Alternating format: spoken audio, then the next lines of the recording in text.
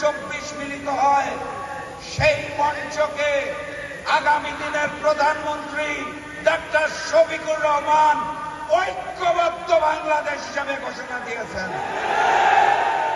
অতএব ঢাকা 7 আসনে দাঁড়িপাল্লাকে জয়যুক্ত করে আমরা এই আসনটি আগামী দিনের প্রধানমন্ত্রী ডক্টর শফিকুর রহমানকে উপহার দেব ইনশাআল্লাহ।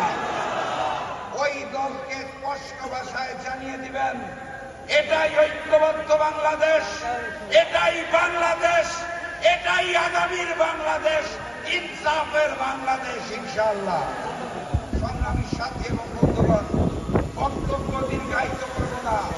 আপনারা যার বক্তব্য শুনতে এসেছেন, আজকের প্রধানমন্ত্রী তিনি ঘোষণা দিয়ে দিয়েছেন আগামীর বাংলাদেশে কোনো চাঁদাবাজি হবে না এবং হতে দেওয়া হবে না, কোনো বৈষম্য হবে না, হতে দেওয়া হবে না, কোনো আধিপত্যবাদের সামনে এই ঐক্যবদ্ধ বাংলাদেশ মাথা নত করবে না ইনশাআল্লাহ।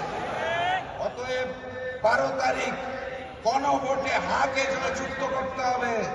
আমাদের প্রিয় ভাই এনায়েত ভাইকে দাঁড়িপাল্লায় জয়যুক্ত করতে হবে।